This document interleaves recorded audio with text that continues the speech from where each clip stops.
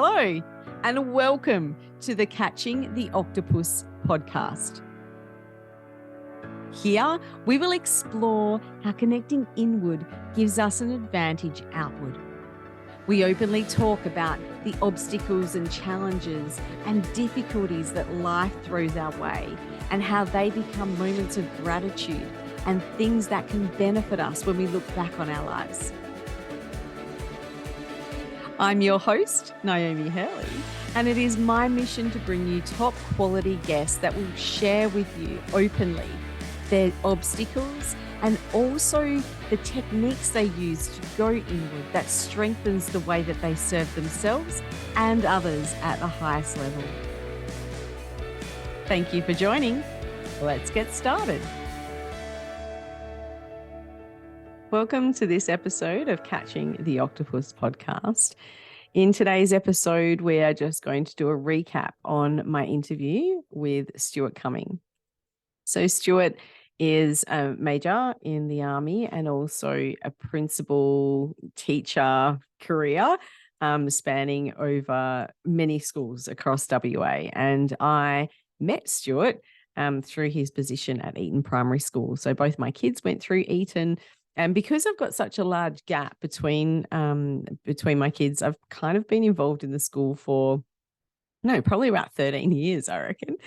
And it started off, when my son was going there, I had a bit more spare time. So I started off with the P&C and doing some, organising discos and things like that. And then I got stuck into a bit more into my career. So I ended up going and changing that scope of involvement to being on the board, which has been a great experience, but gave me a really great insight into the leadership of the school. And Stuart has been great in that situation, in that position.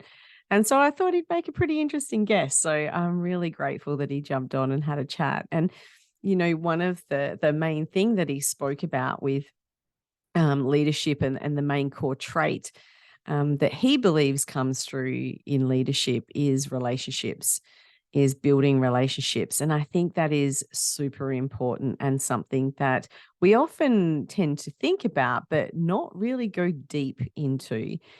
And it's the relationships that we forge that allow us as leaders to be able to work the magic that we need to work. And without establishing trust, without establishing rapport, without getting to know our people and allowing them to get to know us on that deep level, it's really difficult to be able to influence in the way that we need to be able to influence as leaders with the people around us. And Stuart gave a great example of when he went up to work with the floods in the northwest of Western Australia, and he went back to Fitzroy Crossing, and those relationships that he'd forged 20 years earlier were still ripe and was still there, and people recognized him and still had that element of trust in the way that he presented and the way that he led in the work that he did, which then helped him in the position that he had up there, helping the community members through that travel, helping the leaders through that.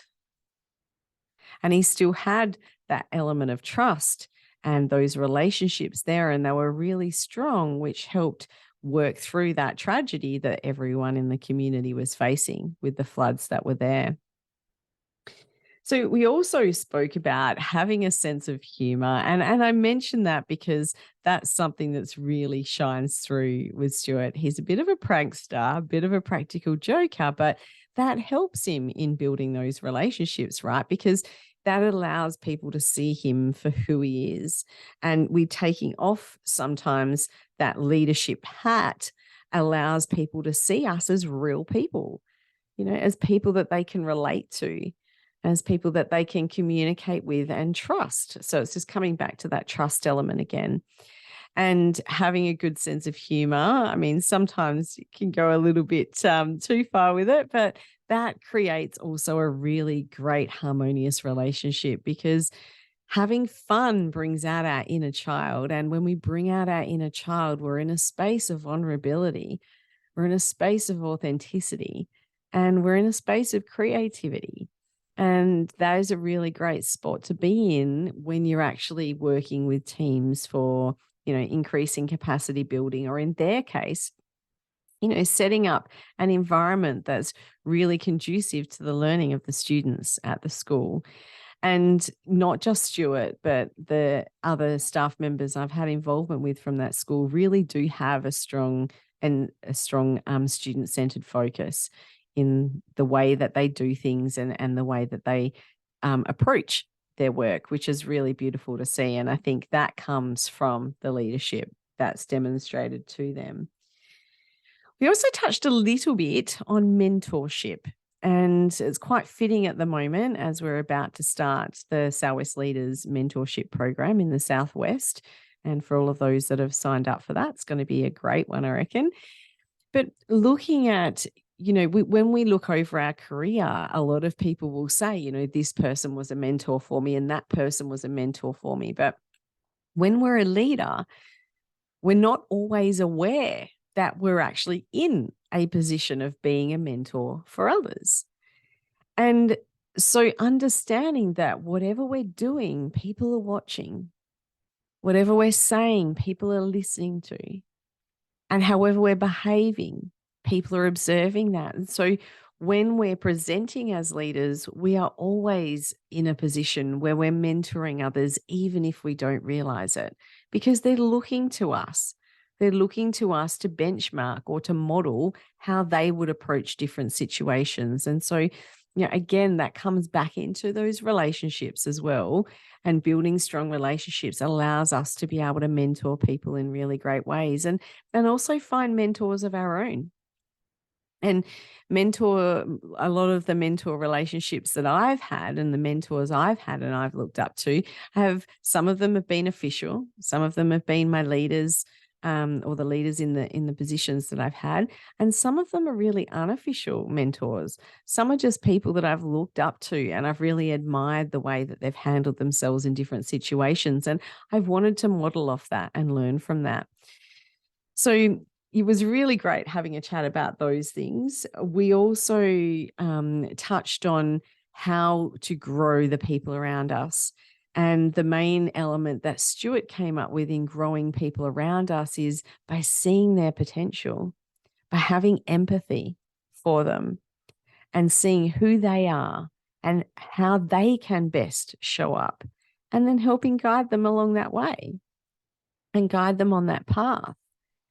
And when we see other people's potential, we have to recognize that they don't always see that same potential in themselves, right? We have huge elements of imposter syndrome. We have huge elements of people that don't recognize sometimes that they have a gift. And I know with myself coming into running my own business, one of the main things that I learned is the things that I'm really good at, the things that come from me on a soul level in the way that I approach different tasks or the projects that I take on, I just assume that everyone has those talents and those gifts, right? Because they come so easily to me. But we don't realize that we're all so beautifully, uniquely different and individual. And so when we actually see that in someone else, then as a leader, we need to celebrate that with them. We need to recognize their potential, and we need to help shift them into a space where, one, they may recognize it themselves, or two, they at least have the courage to go and pursue what they need to pursue so that they can try and reach their potential in whatever they're choosing to do. And so as leaders, it's a big responsibility to be looking at our team members and identifying what are the strengths, what are the development areas, how can we raise these people up to be the best version of themselves, while also hitting some goals and achievements along the way to give them the encouragement, right? To reinforce to them that how they show up is wonderful, and reinforce that enoughness. If you're enjoying this podcast and you want Niomi or any of her guests featured on your podcast or as a keynote speaker at your next event, you'll find their contact details included in the show notes. If you'd like to learn more about how you can work with Niomi individually or as part of your strategy to improve leadership in your business? Then review the courses, offers, and services at getupandgoconsulting.com.au. And Stuart not only did that with the people within his team, but he also did that with the students. And I got to see that firsthand. And it was just magic. Just watching a child that doesn't think they have any capabilities and have their world expand on what is possible for them and what is available to them. It really filled my heart to watch that. And, you know, he was in a very unique position where he got to live that in the work that he did, which was just amazing. And I think we underestimate sometimes how difficult being a teacher is. It's a lot of pressure and it's a lot of work. And Stuart talked about that and how there's so many different things that come in and influence and affect the ability of teachers and principals to be able to create the world that they want to create for their students and for their team members. Now, one of the other things that I noticed about Stuart is an element of bravery. And that's been shown throughout his career in the risks that he's taken. He's moved all across the state. He even did that exchange program in the United States, and he talked about that, which was quite entertaining. But he also then brings that out for the kids, right? So the environment, the school environment, he was setting that up to be able to teach the kids an educated risk, to be able to have some risk play so that they could learn different things about their capabilities and about their bodies. And that takes some bravery and instilling bravery in ourselves as leaders to be able to take some of the steps that might seem a little bit scary, but could be what not only elevates our team, but also elevates us.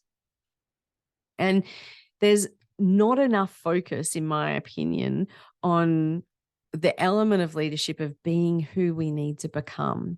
And it is becoming more prevalent. And the leadership program, the Ripple Effect that I have, the online portal, that's what that's all about. You know, we can actually look and we can Google the skills and have a look at what needs to be done from a capacity building in that skill set, but it's who we need to become.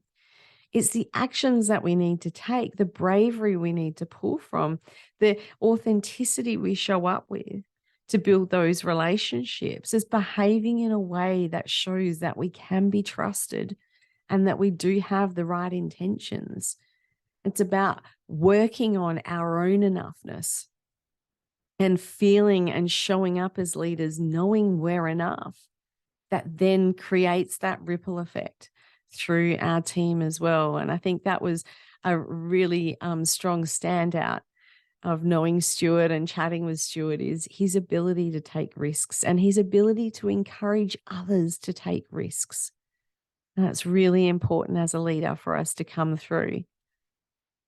One other thing just to finally touch on was Stuart talked about getting out in nature, right? Turning off and looking at what our priorities are. And one thing I said to him was, although the priority should be self, very rarely do people actually look at themselves as a priority in their own life. And if they do, it tends to be superficial stuff.